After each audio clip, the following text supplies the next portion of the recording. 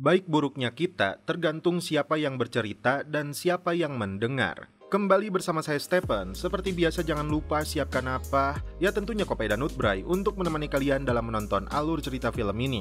Selamat menyaksikan dan celepot.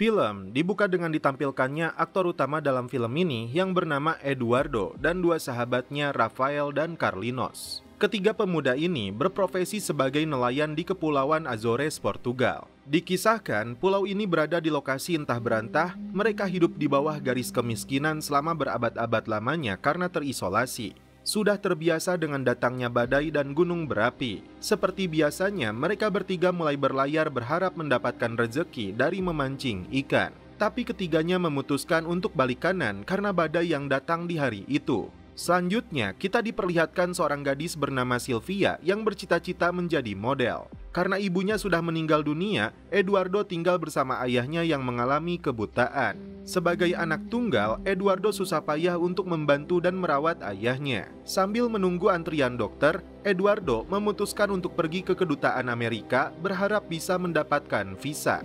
Tapi karena dia tidak lulus SMA, visanya ditolak. Bukan tanpa alasan, Eduardo berharap bisa mendapatkan hidup yang lebih baik di Amerika. Begitupun dengan Sylvia yang memutuskan untuk batal mengikuti casting karena dia tidak percaya diri. Eduardo gagal melakukan operasi untuk mata ayahnya karena perawat mengatakan jadwalnya dilakukan hari kemarin. Alhasil, Eduardo pun meluapkan kekecewaannya. Malam itu, di tengah lautan Samudra Atlantik, badai menerjang sebuah kapal yang ditumpangi dua orang mafia Italia yang harus bersusah payah mengendalikan kapal. Mereka bernama Gianluca dan Francisco. Bukan muatan biasa, di dalam kapal tersebut terdapat banyak sekali narkoboy. Terjadi perselisihan antara Francisco dan Gianluca karena Francisco ingin membuang muatan narkoboy itu agar kapal mereka tidak tenggelam. Tapi Gianluca menolak karena mereka akan mendapat masalah yang jauh lebih besar. Setelah melihat ada daratan, mereka memutuskan untuk berlabuh. Keesokan paginya, Rafael mengajak Eduardo untuk mengantarkan sebuah paket. Rupanya, Sylvia adalah pacar dari Rafael. Paket tersebut lalu diantarkan kepada bos mafia setempat bernama Aruda yang tiada lain adalah ayah dari Sylvia. Eduardo pun terkejut karena dia tidak setuju dengan ucapan bos Aruda yang mengatakan pemerintah akan melegalkan narkoboy. Karena kesal, Aruda merampas anjing milik Eduardo. Hampir saja terjadi perselisihan di antara mereka. Meski Aruda menyebut Sylvia adalah ayahnya, tapi Sylvia tidak mau mengakuinya. Singkat cerita, seorang bocah yang sedang mencari ikan menemukan salah satu paket narkoba yang tercecer di tepi pantai. Tak hanya satu, ternyata ratusan paket narkoboy tersebut tercecer di pantai Azores. Orang-orang di sana pun berhamburan untuk mengambil paket-paket tersebut tanpa mengetahui apa isinya. Gianluca dan Francisco yang sedang santuy minum kopai baru menyadari setelah melihat ratusan warga membawa paket milik bos mereka. Mereka menyadari ini akan menjadi masalah besar ketika bos mereka mengetahuinya. Rafael dan Eduardo yang kebetulan sedang berada di pantai lalu membuka paket tersebut. Rafael mencobanya dan ternyata isinya adalah kokain yang akhirnya beritanya viral. Setelah polisi mendapat laporan temuan ratusan kilo kokain tersebut. Banyak warga yang tidak tahu dengan isinya, ada yang mencampurinya dengan kopai, bahkan memberikannya kepada babi hingga meraciknya menjadi cireng. Alhasil, ratusan warga Azores mengalami sakau akibat narkoboy tersebut. Eduardo lantas melihat tayangan berita seorang detektif menyebut harga 1 kilo paket kokain itu diprediksi bernilai 60.000 euro atau sekitar 1,1 miliar rupiah. Detektif dari Mabes bernama Paula diminta segera terbang ke Pulau Azores untuk mengusut kasus temuan narkoboy tersebut. Eduardo datang ke gudang untuk mengecek paket itu yang ternyata berisi 1 kilo, yang itu artinya bernilai 1,1 miliar. Eduardo lalu memberitahu Rafael dan Carlinhos untuk mencari lagi paket narkoboy tersebut karena dia yakin masih tercecer di lautan karena air yang pasang. Tapi kedua temannya ini tidak setuju, menganggap rencananya omong kosong. Meski tidak mendapatkan dukungan dari kedua sahabatnya, Eduardo tetap berlayar menggunakan perahu untuk mencari paket-paket tersebut di tengah laut. Sampai akhirnya dia menemukan banyak paket yang terjebak di karang.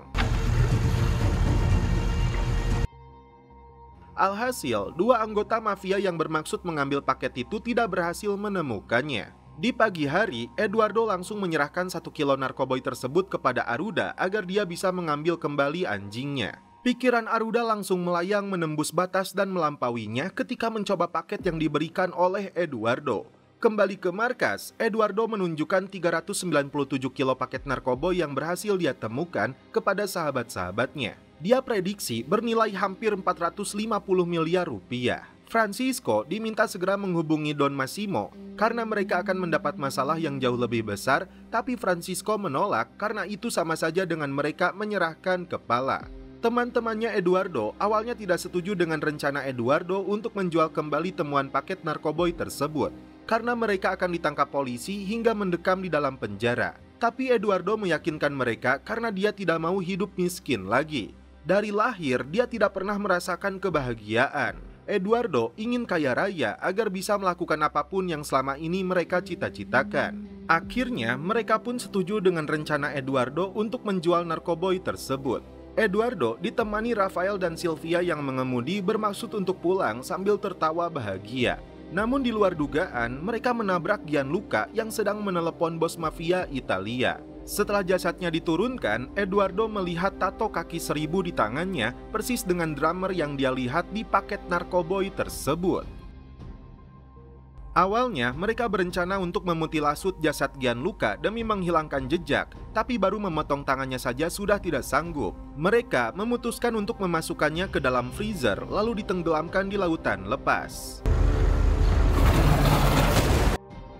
Kembali ke pantai, Eduardo dan dua temannya ini terkejut setelah tim kepolisian datang mengira akan menangkap mereka bertiga. Padahal polisi datang untuk menangkap Francisco. Sementara itu, terlihat Aruda mengumpulkan beberapa paket narkoboy yang dia tukar dengan es krim kepada para bocil yang menemukannya. Bocil-bocil ini tidak tahu harga satu paket itu bernilai 1 miliar. Rasa bersalah terus menghantui Sylvia dan Rafael. Untuk menguatkan mereka, Eduardo memutuskan untuk menenggelamkan mobilnya dan menghilangkan jejak demi mengubur semua ingatan yang terjadi di malam tadi.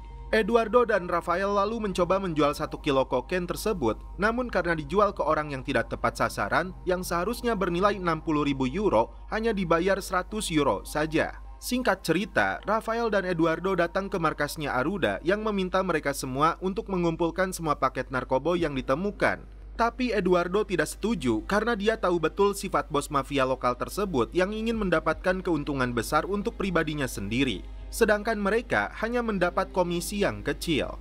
Sylvia pun lalu mengajak keduanya untuk bertemu dengan orang yang tepat. Salah seorang pengedar bernama Z dipukul oleh Aruda karena hanya dia yang berhak menjual barang tersebut. Sementara itu, Francisco mulai diinterogasi oleh detektif bernama Banja. Di waktu yang sama, detektif Paula sebagai polisi khusus narkoboy akhirnya tiba di kantor polisi tersebut. Francisco mengelak dituduh sebagai anggota mafia Italia. Dia mengaku hanya sebagai penelayan pencari ikan, tapi di kapalnya ditemukan 1 kilo barang haram tersebut. Padahal polisi sudah mendapat laporan jumlahnya mencapai 492 kilo. Karena masih tercecer darah korban, Eduardo mencuci sepatunya. Setelah itu, Eduardo bertemu dengan teman Sylvia yang bernama Ian. Eduardo bisa memberikan paket lebih untuk barang tersebut dan Ian pun meminta 2 kilo lagi kepada Eduardo setelah dia mencoba barang tersebut. Pacarnya si Ian yang bernama Bruna lalu memberikan alamat rumahnya, tempat Eduardo akan mengirimkan barang tersebut. Keesokan paginya, Eduardo dan Rafael datang ke rumahnya Bruna. Namun di luar dugaan Eduardo, ternyata Bruna adalah anak dari Kapten Banja dan kebetulan juga detektif Paula sedang berada di sana. Dasar si Rafael tidak tahu bahwa banyak polisi di sana, dia tetap mengonsumsi kokain tersebut di dalam toilet. Alhasil, Eduardo berusaha membersihkan toilet karena narkoboynya tercecer. Paula yang masuk ke dalam toilet pun mulai curiga. Eduardo segera mengajak Rafael untuk pergi. Disinilah Eduardo memutuskan untuk membatalkan kesepakatannya dengan Ian. Polisi disibukkan dengan puluhan orang yang tewas akibat overdose. Mereka akan melakukan penggeledahan di sejumlah rumah toko hingga warteg. Sylvia segera dihubungi Bruna untuk mengamankan barang tersebut karena polisi akan melakukan penggeledahan di pulau ini. Puluhan orang ditangkap, termasuk si Aruda dan antek-anteknya. Eduardo dan Rafael bermaksud kabur menggunakan kapal, namun mereka lebih dulu ditangkap oleh polisi. Di bawah pimpinan Paula, mereka melakukan penggeledahan, namun tidak menemukan bukti apapun di dalam kapalnya. Eduardo yang cerdas ternyata menarik paket tersebut di bawah kapal. Detektif Paula pun diminta wali kota untuk melepaskan orang tua dan anak-anak karena mereka tidak sengaja menemukan barang haram tersebut. Begitupun dengan si Aruda yang ikut dilepaskan, tapi dia luapkan amarahnya kepada Sizi karena dianggap telah buka mulut. Dia dipukuli di dalam hutan. Eduardo pun merasa senang karena dia telah berhasil menyembunyikannya. Tapi dia tidak mengira bahwa potongan tangan dari jasad Gianluca telah mengambang. Eduardo dan Rafael memutuskan untuk menyembunyikan paket narkoboy tersebut di sebuah pulau kecil.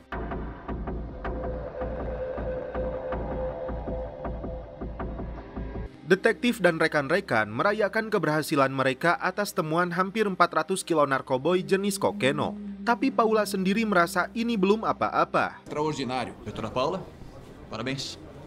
Francisco yang kini mendekam di dalam penjara menghubungi istrinya yang berjanji untuk mengeluarkan dia dan mengambil kembali kargonya. Dia akan mengirim Monty kakaknya ke Azores. Singkat cerita, Monty tiba di Azores. Tiba-tiba terjadi gempa di pulau tersebut yang cukup mengguncang seluruh penghuni pulau Azores. Akibat gempa tersebut, patung Bunda Maria milik Ibu Sylvia terpecah. Karena itu Sylvia disuruh untuk meminta bantuan ayahnya untuk mengantar ke ahli pembuat patung. Disinilah Rafael seperti menemukan ide saat melihat patung tersebut. Sementara itu, detektif Paula dan tim mulai berlayar setelah dia mendapatkan informasi. Eduardo memutuskan untuk kembali bertemu dengan Ian dan Bruna. Selain untuk minta maaf karena dia membatalkan kesepakatan, dia juga memberikan bonus paket kepada mereka. Bukan tanpa alasan, Eduardo membutuhkan pembeli untuk barang miliknya itu.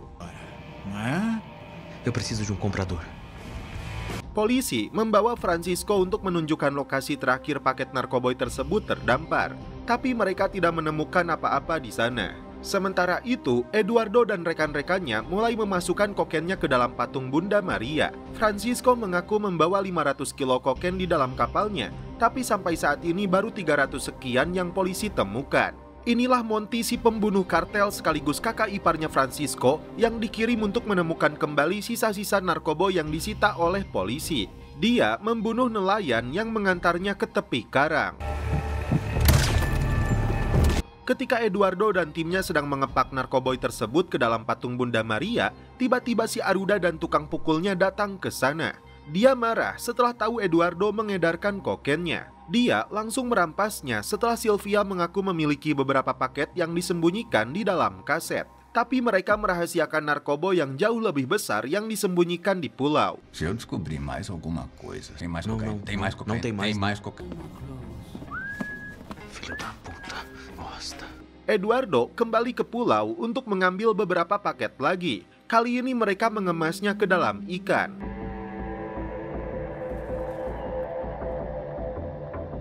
Seorang pendeta sampai overdosol akibat mengonsumsi narkoba yang diberikan oleh Carlinho. Hidungnya mengeluarkan darah dan mengalami kejang-kejang.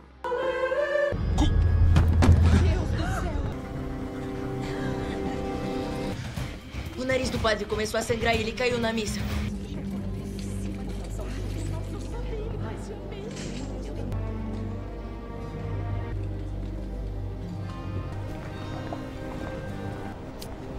E agora? Eduardo dan tim mulai mengedarkan barang haram tersebut dengan bantuan si Ian yang dibeli oleh sejumlah orang dari mulai pejabat hingga atlet dan dokter. Pundi-pundi uang pun mulai mereka dapatkan. Dengan uang tersebut, Eduardo bisa membayar biaya operasi untuk mata ayahnya. Paula mendapat laporan temuan potongan jasad manusia. Di tangannya ditemukan tato kaki 1000. Ini tentunya akan menjadi masalah besar bagi Eduardo dan tim. Paula mendapat informasi korban bernama Gianluca, keponakan dari ayah baptisnya mafia Sisilia yang bernama Don Massimo. Dia juga menemukan informasi bahwa korban telah dilindas dengan temuan pecahan kaca mobil. Deixa comigo.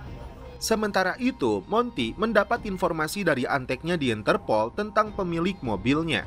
Ian meluapkan kemarahannya kepada Rafael karena mencampur narkoboynya dengan serbuk pencecer perut, alhasil para pelanggan mereka mengalami diare hingga mencret-mencret.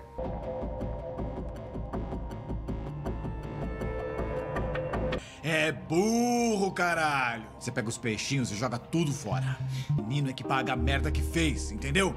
Detektif Paula dan rekannya datang ke rumah Eduardo karena dia mendapat laporan mobil miliknya telah dicuri. Eduardo mengaku tidak tahu siapa pelakunya.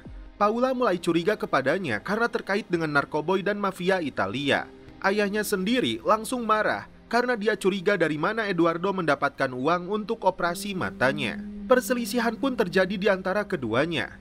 Langkah Eduardo yang bercita-cita untuk pergi ke Amerika selalu tertahankan oleh ayahnya sendiri. Eduardo mulai kesal setelah mendapat laporan dari si bocah yang mengaku dipukuli Aruda karena menjual barang miliknya. Ternyata si Rafael yang menyuruh si bocah untuk menjual barang haram tersebut.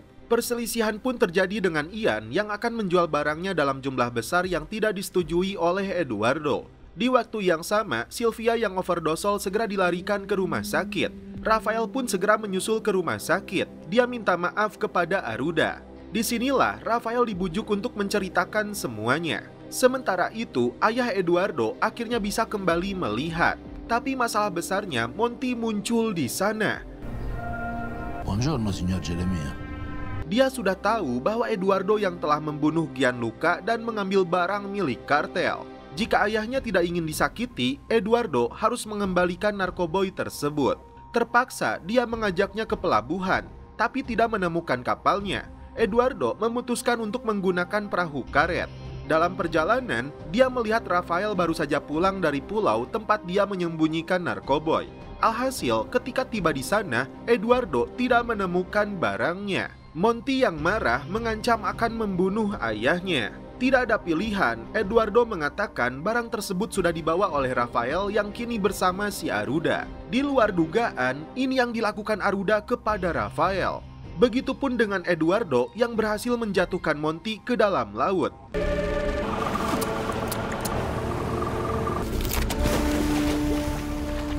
Kembali ke rumah, ayahnya menyuruh dia untuk segera meninggalkan pulau ini, lalu dia menghubungi temannya yang bernama Joe untuk meminta bantuan membantu Eduardo.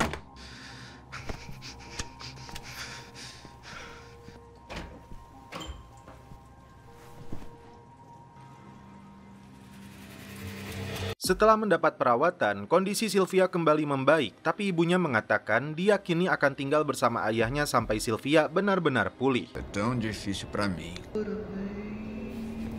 Francisco yang mendekam di dalam penjara mendapat informasi dari sipir bahwa dia akan dipindahkan ke penjara Lisbon. Francisco lalu bertemu dengan napi senior yang disebut bisa membantunya mengeluarkan dari penjara ini.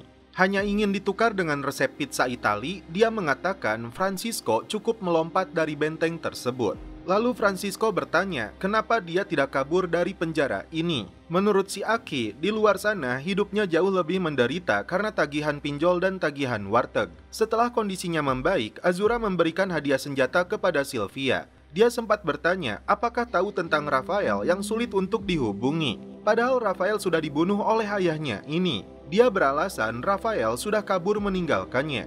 Sylvia lalu dipanggil oleh detektif Paula setelah mendapat informasi dia overdosol. Tapi Sylvia memilih tutup mulut dari mana dia mendapatkan terigu putih tersebut. Kini Azura yang menguasai seluruh sisa kokain milik mafia Italia itu. Singkat cerita, Francisco memberi suap kepada sipir penjara untuk rencana pelariannya. Si kakek tua pun mendapat komisi karena telah membantu rencananya tersebut. Malam itu, Bruna datang untuk meminta bantuan Azura karena keluarga mafia Magnusson mengancam akan membunuh Ian. Magnusson marah karena Ian gagal memberikan narkoboy pesanannya. Bruna pun menyebut bahwa Rafael dan Eduardo telah kabur karena sama-sama menjanjikan narkoboy tersebut. Ian diberi waktu 1 minggu untuk mengantarkan barangnya. Jika tidak, dia akan dihabisi. Karena Bruna adalah temannya, Sylvia meminta bantuan ayahnya untuk membantu mereka. Singkat cerita, mereka pergi ke rumahnya Ian yang sudah acak-acakan. Ian mengaku menjanjikan 2 kilo narkoboy untuk uang yang diberikan Magnusson sejumlah 60.000 euro. Itu artinya 1 kilo barangnya dihargai 30.000 euro. Azura pun terkejut karena nilainya cukup fantastis. Tak hanya itu, Ian mengatakan Magnusson akan membayar berapapun narkoboy yang mereka punya. Dari sinilah Azura berniat untuk menjual seluruh narkoboy yang dia rampas dari tangan Rafael dan Eduardo. Seluruh narkoboy tersebut lalu dimuat ke dalam pick-up. Dan setelah itu, Azura dan timnya pergi ke lokasi transaksi. Boa, caralho! Azura dan anak buahnya berada di dalam mobil paling depan. Pick-up yang membawa narkoboy dikemudikan oleh CZ. Di dalam mobil paling belakang ada anak buah Azura lainnya ditemani Ian. Di tengah perjalanan, mereka sempat dihadang kawanan sapi yang melintas. Tepat di mercusuar yang berada di tepi pantai, mereka bertemu dengan mafia Magnusson dan anak buahnya yang membawa persenjataan. Magnusson lalu mencicipi barang haram tersebut yang ternyata isinya cuma tepung dan gula.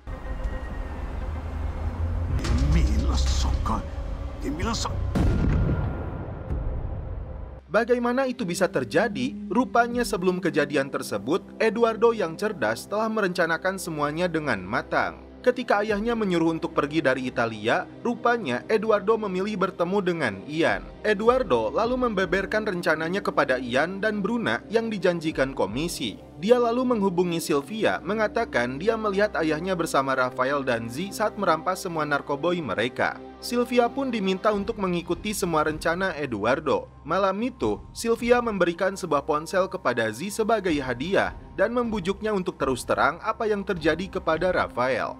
Karena Z sendiri menderita akibat penyiksaan yang dilakukan Azura, akhirnya dia membuka fakta kepada Sylvia bahwa ayahnya telah membunuh Rafael. Sylvia langsung menangis histeris. Ele não tinha feito nada. Dia mengajak Z untuk membalas perbuatan Azura. Kesimpulannya, kedatangan Bruna untuk menemui Azura sebenarnya bagian dari rencana Eduardo dan tim untuk menjebak Azura. Dan rumah Ian sebenarnya tidak diacak-acak oleh Magnusson, tapi sengaja diacak-acak Ian untuk menipu Azura. Eduardo sendiri bersembunyi di rumah Ian ketika mereka datang ke sana. Sementara itu, Carlinho menugaskan emak-emak untuk memasukkan tepung dan gula ke dalam paket yang mirip dengan kemasan narkoboy. Dia juga mempersiapkan truk yang sama yang persis milik Azura. Nah, pada saat mereka dihadang kawanan sapi, saat itulah Z yang mengikuti rencana Sylvia menukarkan mobil pick-up-nya dengan mobil pick-up yang berisi tepung. Sylvia juga yang menyuruh Z untuk menunggu di mercusuar karena ada perahu yang akan standby di sana. Sesuai rencana, Magnusson dan Azura terlibat kontak senjata. Segunda chance.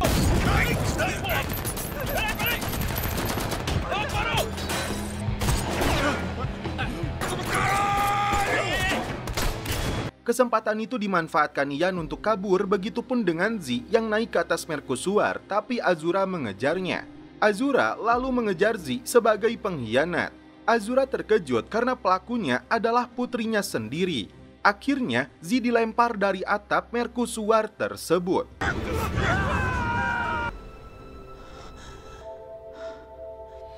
Sementara itu, Eduardo dan tim memindahkan muatan narkoboy tersebut ke dalam mobil untuk melanjutkan pelarian. Ketiganya mengingat Rafael yang kini tidak ada lagi bersama mereka.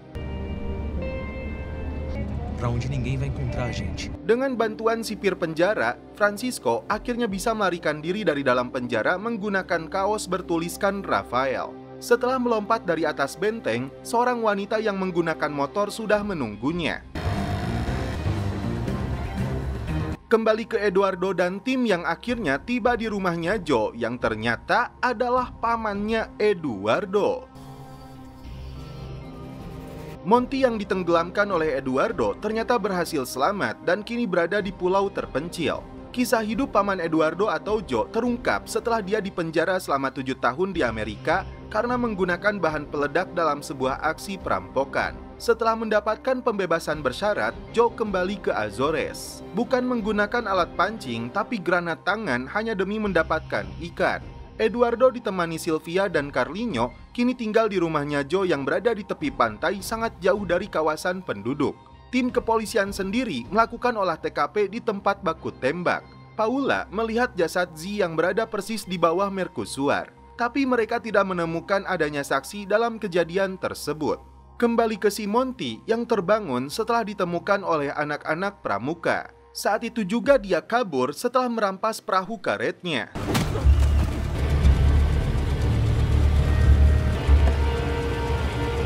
Setelah Rafael meninggal, Eduardo kini seperti punya kesempatan untuk mendapatkan Sylvia lagi. Dia mendapatkan dukungan dari Carlinho yang sudah tahu Eduardo sebenarnya mencintai Sylvia sejak lama. Meski tidak secara tegas, Joe menyuruh Eduardo segera meninggalkan tempat ini karena mereka pasti akan memburu kembali narkoboy. Tidak ingin keberadaan mereka diketahui, Eduardo dan teman-temannya memutuskan untuk melemparkan ponsel mereka ke dalam laut. Eduardo dan teman-temannya merasa hidup nyaman di rumah Joe. Di luar dugaan, Monty kembali datang ke rumah ayahnya Eduardo untuk memaksa membicarakan di mana putranya berada. Ayahnya Eduardo yang sudah pasrah dengan hidupnya memilih untuk mati. Singkat cerita, detektif Paula melihat jasad ayahnya Eduardo. Karena Eduardo dan teman-temannya hilang, alhasil Bruna dimintai keterangan. Tapi Banha tidak setuju dengan interogasi yang dilakukannya. Pagi itu, Carlinho disuruh Joe untuk mengambil surat. Namun karena melihat ada kotak telepon, Carlinho menghubungi ibunya. Disinilah dia mendapat informasi duka. Eduardo pun terkejut setelah mendapat informasi ayahnya telah tewas dibunuh. Dia akan kembali ke kota untuk menguburkan jasadnya. Tapi Joe dan teman-temannya tidak setuju karena itu sangat berbahaya. Joe berjanji akan membantu mereka sampai ke Amerika. Karena Eduardo memilih untuk tetap pergi, alhasil Joe terpaksa mencegahnya dengan tegas karena mereka akan berhadapan dengan mafia kejam. Di luar dugaan, Azura dan anak buahnya tiba di rumah Joe. Ini karena ibunya Carlinho membocorkan lokasi persembunyian mereka. Dia memaksa Eduardo untuk menyerahkan kembali narkoboynya. Karena menolak, ini yang terjadi. Anak buah Azura mampus setelah Joe melemparkan granat.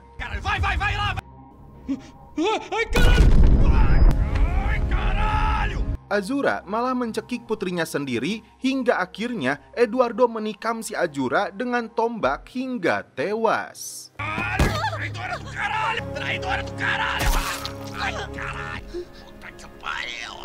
Era você ou ele, menina?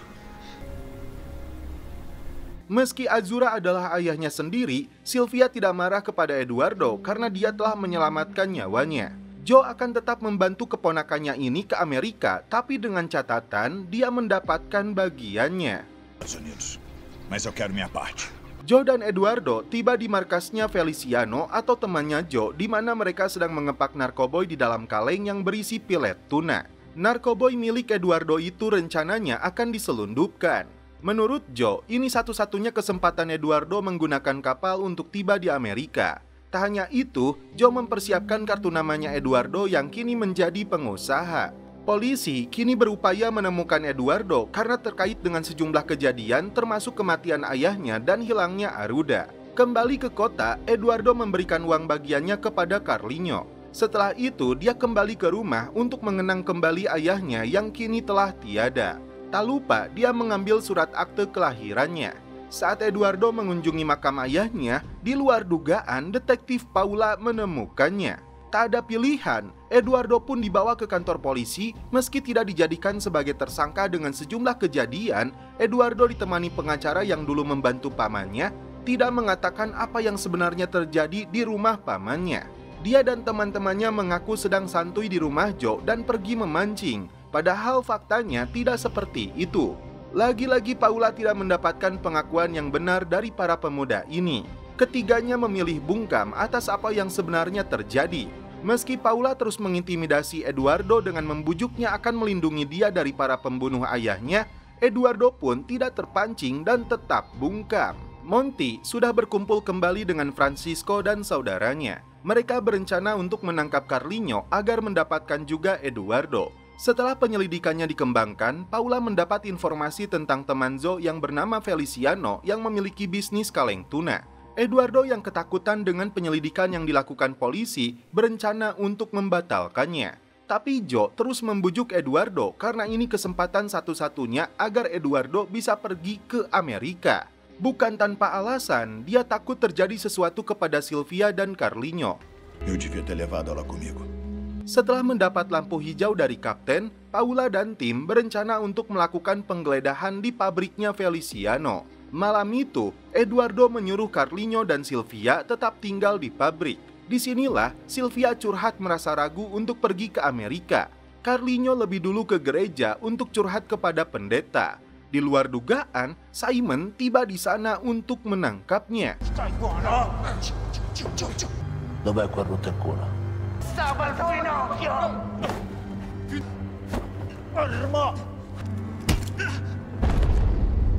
Eduardo pun pergi dari pabrik tuna tersebut dan kebetulan Joe yang masih berada di pabrik disergap oleh tim kepolisian. Untung saja sisa kaleng tuna yang mereka temukan tidak ada narkoboy di dalamnya.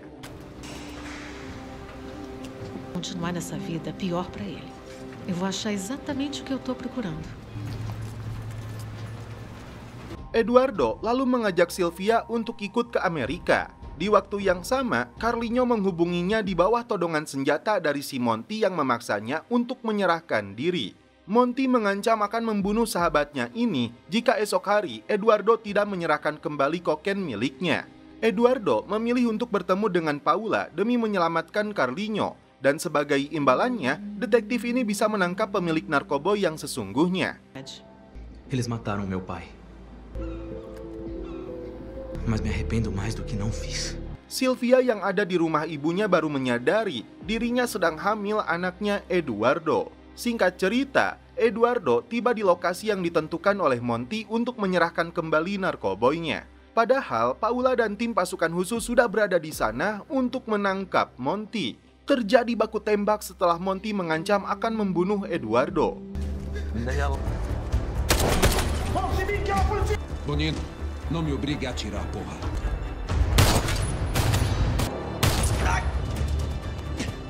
Francisco, você tá bem? Inspetora, não é nada. Ternyata si Monty berhasil melarikan diri. Begitupun dengan Eduardo dan Carlinho. Guarda, a Silvia tá esperando a gente no... Silvia! Silvia!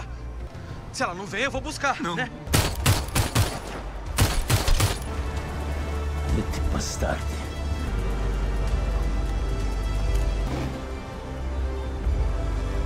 Mereka kabur untuk menaiki perahu mengejar kapal besar.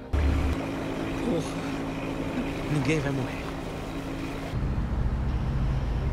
Sedangkan Joe akhirnya dilepaskan dari sel tahanan.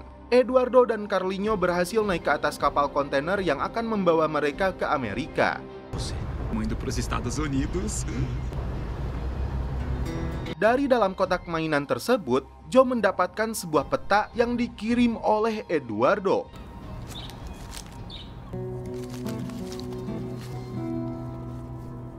Ternyata narkoboynya yang berjumlah ratusan kilo itu ada di sini.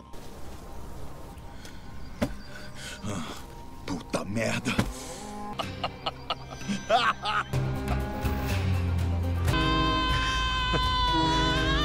Dan setelah itu, film pun berlanjut ke season 2.